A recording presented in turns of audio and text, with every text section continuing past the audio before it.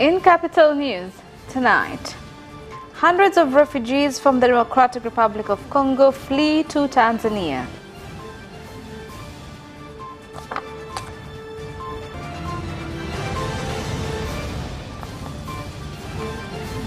The government has been urged to take stern action against people found illegally dumping animal carcasses.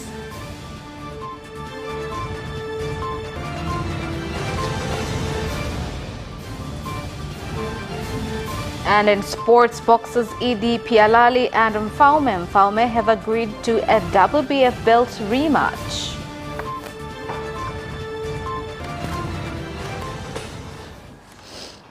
Good evening, this is Capital News at 9:30. My name is Khadija Zimbwe. First, the national news.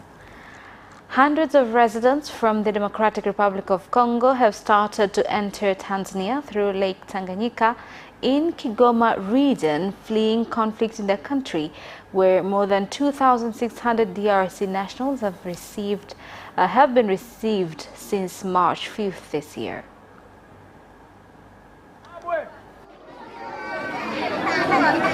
Otengela Kibasomba. Otengela. Watu hawa wameanza kuingia nchini kuanzia tarehe 5 mwezi Machi. These people have begun entering the country since 5th of March in small numbers. From 10th March, the numbers kept on increasing, where we used to receive 300 to 600 people per day. Till yesterday, so far, we have received over 2,000 people. Lakini kikubwa saizi tunachokifanya ni kuwapokea. Sababu hatuwezi sasa katika kipindi hiki tukaanza kusema ni nani ambaye anafaa, nani ambaye hafai. Tunaomba muendelee kuwa watulivu wakati maafisa wetu wa serikali. We urge you to remain calm as government officials are doing registrations and look for your informations that will decide your status. Please be cooperative so that the exercise can go smoothly, and please give honest information that will help the government of Tanzania work on those challenges. Ni vita, watu kuuawa bila hatia. Yani mafamilia wengi wanauawa. People are killed without any reason. Many families are dispersed. So far, I don't know where my wife and 3 children are. Yani hivi ni mateso kwa kweli. Na watoto 3. Now, a day after carcasses of dogs and cats were found dumped near Masita Bridge over Kifuru River in Ilala, Dar es Salaam Street, the city leaders and collaboration with residents have removed the carcasses with a call to the government to take stern action against those involved in dumping the dead animals in the area.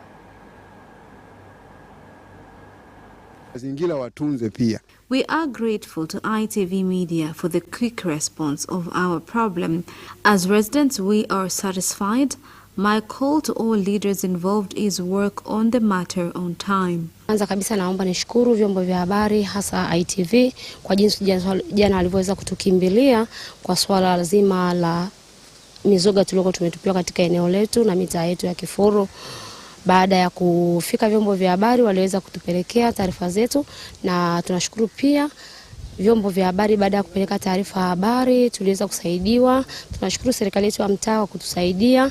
Pia tunashukuru uongozi wa jiji kwa kutuwezesha, halmashauri kutuwezesha kuondoa zile mizoga. Serikali za mitaa za upande huu wa Kifuru, ningeomba zaidi wawe na ushirikiano. My call to Kifuru local government to be cooperative with residents so that they can easily detect challenges once they occur and deal with them on time. If possible, they should build quarters for officers to monitor. Vidogo wanafanya nini? Wanalinda. Now, the President and Chairman of the Revolutionary Council, Dr. Hussein Ali Mwinyi, after launching 4 new state-of-the-art laboratories of Tanzania Bureau of Standards, ZBS, has said that the government is committed to protect the health of people by making sure they have laboratories that can ensure food and products entering Zanzibar are safe and meet international standards requirements. Tunajenga uwezo wa ukaguzi wa bidhaa mbalimbali zinazozalishwa hapa nchini na zile zinazoingizwa kutoka nje. We have continued to strengthen our capabilities in inspecting various products that are produced in the country and imported ones, so that they could meet international standards. In that case, Zanzibar Bureau of Standards is still taking measures on quality of products for the benefit of the nation and growth of our economy, as well as health for our citizens. I assure you that the government is determined to protect health of citizens by taking all necessary measures. Biashara tunaingiza bidhaa.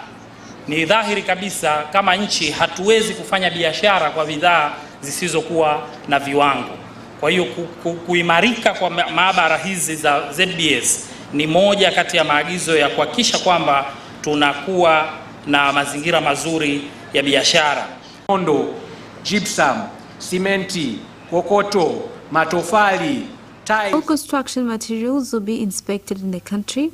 Honorable President, from the land we asked for, next week a contractor will begin work of construction of vehicle inspection center that will be bigger than the one at NIT Dar es Salaam. Wiki ijayo mkandarasi anaanza kazi. Tunakwenda kujenga kituo kikubwa cha ukaguzi wa magari ambacho kitazidi hata kile cha Dar es Salaam cha NIT pale.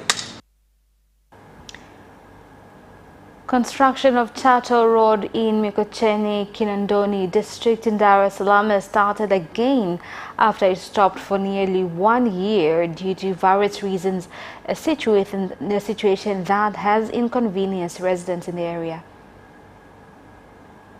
Hiki tunachoenda tunajaribu kukava hiki kipande ambacho tayari tumeshakianza kukifanyia kazi. We are trying to quickly cover this part before the rain season, so that when it rains, you can see its impact.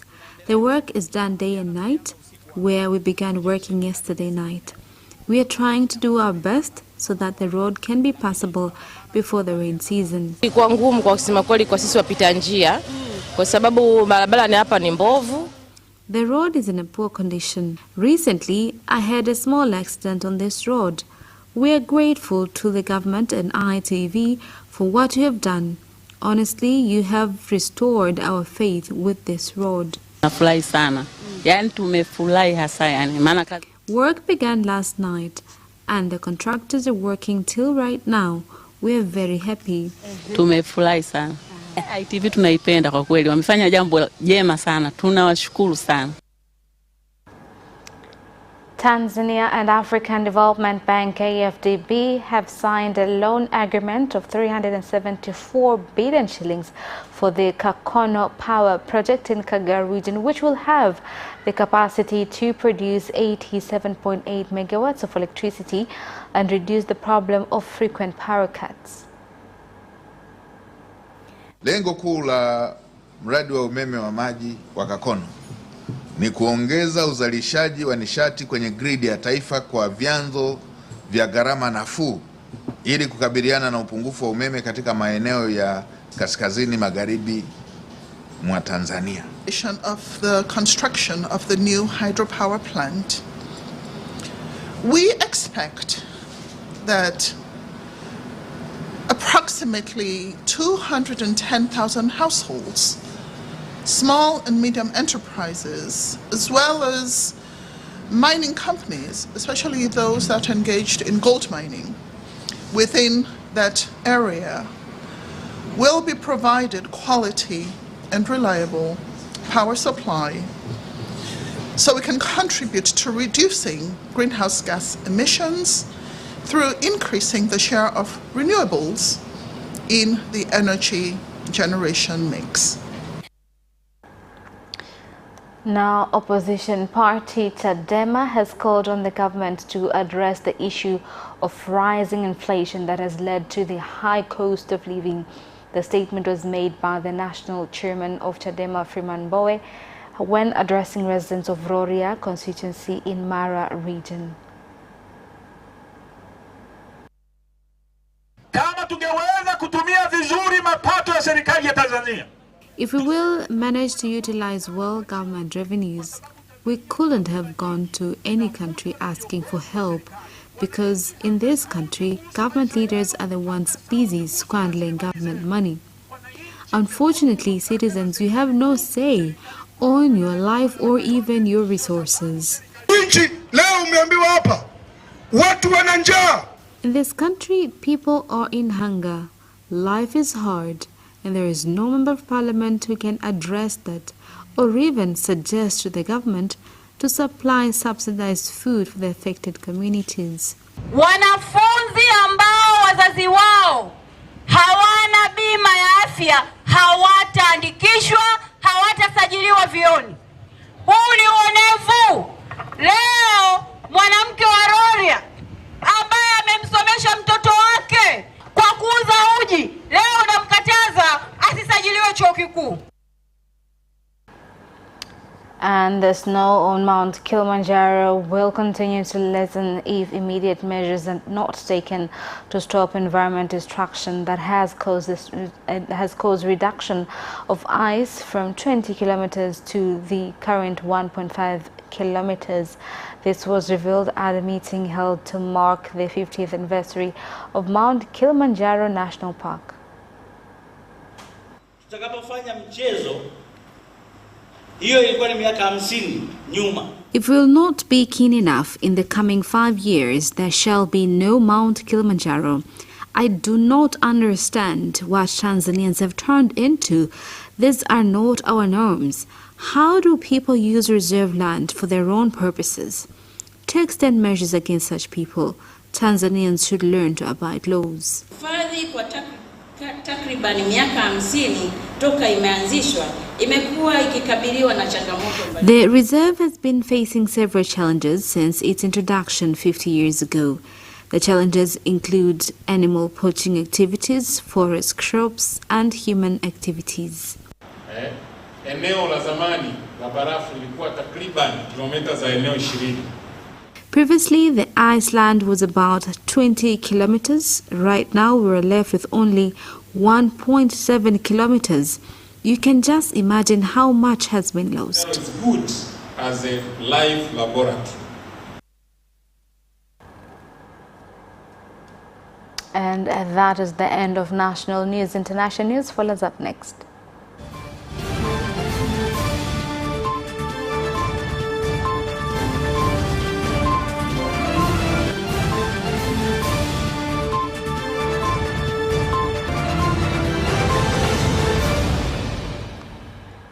Welcome back, and in international news. More than 220 people have been killed by the tropical cyclone Freddy that it hit Malawi, Mozambique and Madagascar. By Tuesday afternoon, authorities counted 190 people in Malawi, with hundreds more injured and missing, while the death toll in Mozambique has reached 20. Cyclone Freddy developed off the coast of Australia across the entire South Indian Ocean and traveled more than 8,000 kilometers to make landfall in Madagascar and Mozambique in late February. It that looped back and hit the coast of Mozambique again 2 weeks later before moving inland to Malawi. Now, moving on, in the Democratic Republic of Congo, residents of Maboya, Kulunguta and Mabuku have fled their homes due to increasing killings and attacks carried out by suspected ADF rebels. ADF attacks have killed dozens of people in several villages in North Kivu province in the past few days, with authorities saying people were shot dead by guns and others with knives and machetes. Na tu bali wakimbia kama majiwe tiketike. Gouvernement omwe iraforce kuchini. Kwa juu kuchini ndio kwenye kunatokelea katuba na maadu. Bwana journaliste, na kuhakikishia kitendo kama na hiki hakiwezi karudilia tena. These acts shall never happen again. As a military force, we are determined to protect our people against the rebels. Kuwasaga na wako kumbio. Ile ninakuhakikishia. In Kenya, with a few days remaining until the demonstrations organized by the opposition aimed at pressurizing the government to reduce the high cost of living take place, President William Ruto has called on opposition leader Raila Odinga to respect the constitution. President Ruto made the statement after meeting political leaders from Trans Nzoia County at State House in Nairobi, Kenya. Tunaamini katiba, tunaamini vitengo ile imetengenezwa na katiba, lakini mtu mmoja anasema yeye haamini sheria, haamini katiba, ati yako na sheria yake, yeye anatengeneza peke yake. And we must tell my good friend Raila Odinga, you cannot, enough is enough. You cannot continue to blackmail the country. And we have no problem with you organized demonstration. But please, it is your responsibility to work with the police to make sure that the rest of the citizens of Kenya, their lives are not disrupted, their property is not destroyed, their business is not affected, they can go to work, you can carry out your demonstration. Monday is on. We declare that Monday the 20th of March will be a public holiday. Now, a deadly shooting at the Jehovah's Witness Kingdom Hall in Hamburg last Thursday continues to shock many in Germany and has reignited the debate around tightening gun laws in Germany, especially after it was revealed that there had been questions about the attacker's mental health before the shooting and authorities failed to confiscate his weapon. The DW correspondent Thomas Parr in Berlin has more on this. Thomas, the shooting left 8 people dead, including the attacker, as well as many injured. Are there any revelations about the attacker's motivation?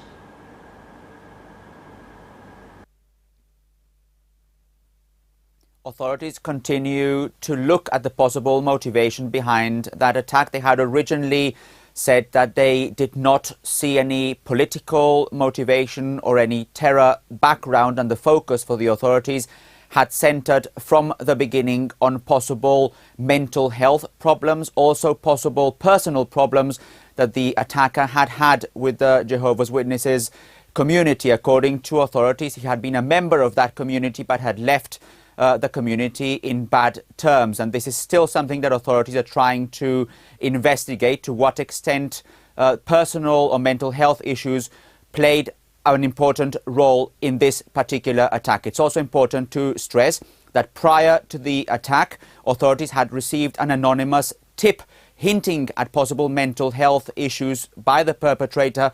However, at the time when they visited his home, they were not able to prove anything like this. So that's why the perpetrator was able to also maintain and keep his gun.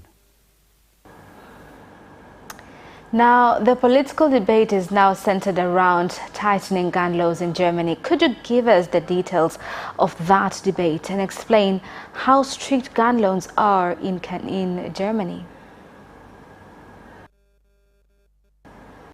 German gun laws are described as being very strict, in fact, as being among the strictest in Europe. But not only after this shooting spree, but also previous shooting sprees, there has been a debate in Germany about tightening them even further, about what authorities are describing as closing any gaps to make sure that people who, for example, have mental health issues, like it is the case in the perpetrator's case now, according to investigations by authorities, that they are not allowed to obtain weapons, or if they have weapons, that they have to give them back, or they're at least not able to use them. This is what's the center of discussion here in Germany. Now, there has been a lot of criticism by authorities, by politicians, because, as I stressed, there had been a previous anonymous tip that the perpetrator had had mental issues and that authorities should have taken more consideration. So this is now what's happening here in Germany. The debate will probably continue,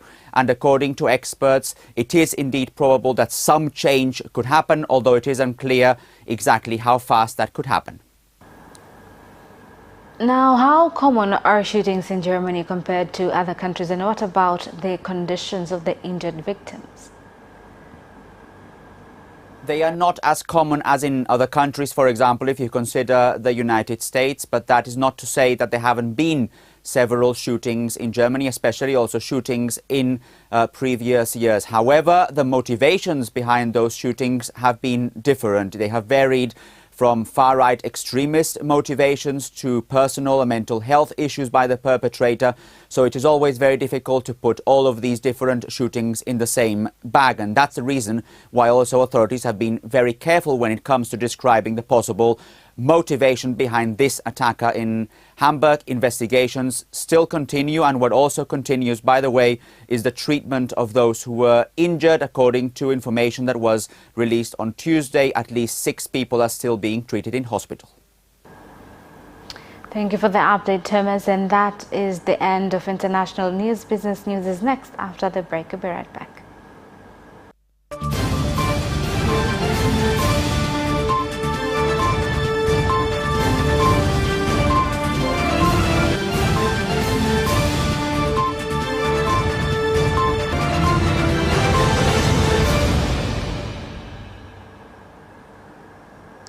Welcome back, and in business news tonight, the Tanzania Mercantile Exchange TMX will start holding livestock auctions electronically so as to enable local and foreign buyers see the animals before buying.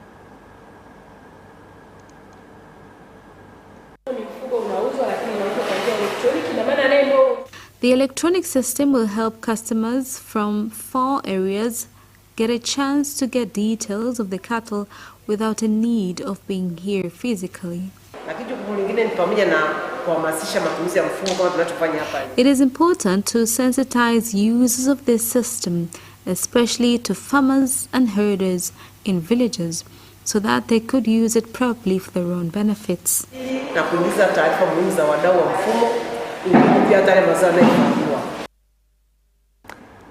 The District Commissioner of Mkuranga District Coast Region, Khadija Nasser, while handing over 77 motorcycles, have called on extension officers to visit farmers instead of sitting in their offices in order to help them become more productive. Tunatarajia zitakwenda kutunzwa la kwanza, lakini pia zitatumika katika. We expect these motorbikes to be used well for work that was destined to go down and find out challenges faced by Sesame farmers and help in sensitizing food farming and how best to do the work that can give good yields in the end. Vitawezesha wataalamu kuwafikia wakulima. The bikes will help extension officers to reach out to each farmer so that they can help in solving many challenges faced, especially in Mkuranga on cashewnut and sisal strategic crops. Itakwenda kuwa juu na zao la mkonge litafuatia. Now, traders in Manyara region have been reminded to avoid engaging in malpractices that include tax evasion and as well as not issuing EFD receipts for various purchases made by customers in order to avoid stern penalties, which include fines handed out by Tanzania Revenue Authority.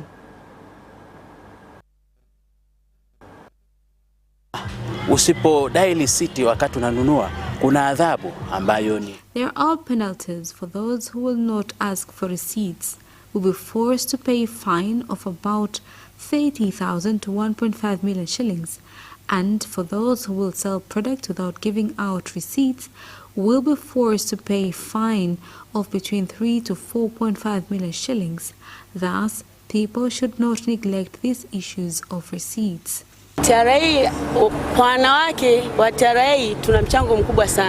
Once women are given opportunity in issues of tax collection, women are very diligent and kwanza ni waadilifu, wanafanya kazi kwa uadilifu na wanafanya kazi kwa kujitoa. And that is the end of business news. Sports news follows up shortly.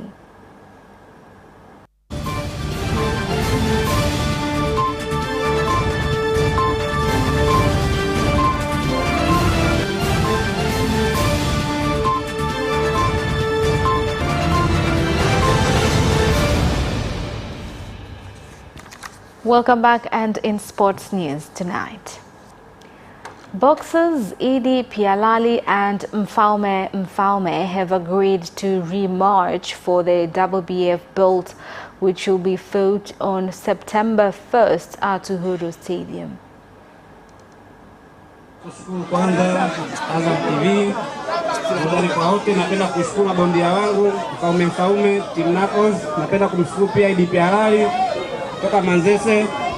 Lengo na dhumuni kufunga mkataba huu ni kwamba ili fight litakuwepo tarehe 1 mwezi wa 9 mwaka huu Uhuru Stadium pale. The ongoing JWTS International Youth Tennis Competition has entered the third day today, where Tanzanian players have continued to perform well, with their doubles matches to be played on Thursday at the Gymkhana Courts in Dar es Salaam. Kiukweli TFF ndio wapangaji wa kila kitu. Sisi huwa ni wafuatiliaji tu wa mipango ambayo iliyopangwa na TFF. Kiukweli kiupangaji huu mimi mwenyewe binafsi sioni kama uko sahihi, kwa kuwa sisi ni watu wakubwa. Simba, Yanga, Azamu, ukitaka kuuliza katika mpira wa Tanzania, hii ndio timu baba, ndio timu mama. We apologize for mixture of stories there. The stories about Yanga, Simba and Azam will remain in Dar es Salaam in the quarter-final of the Azam Sports Federation Cup. We are a bit ahead, I can say, because we've been hosting a lot. But our main aim is for the region to improve as a whole. Because most of the time, you see, if you're selfish, you only want your best players only to shine up there. It will reach a time whereby they cannot go anywhere, because our competition must start from within East Africa. So East Africa as in general, Kenya is yes, a bit ahead, but I'm hoping that Tanzania can also be a force to reckon. First 2 days were a bit hard, but after I've gotten used now, and which is very good because the bounces are different, so it's been hard to get used to them, but now I think I'm comfortable with them. How was your previous matches since you have started to play the hard court? My first matches we played on a slippery court, so it was really hard in like the first set, so I had to fight back in the second set, and then the third set, which I was able to fight for in the first 2 games, and also the games that I've played in the past days. Well, that's Sports Item ends our news bulletin for tonight. My name is Khadija Zimbwe. Thank you for watching and good night.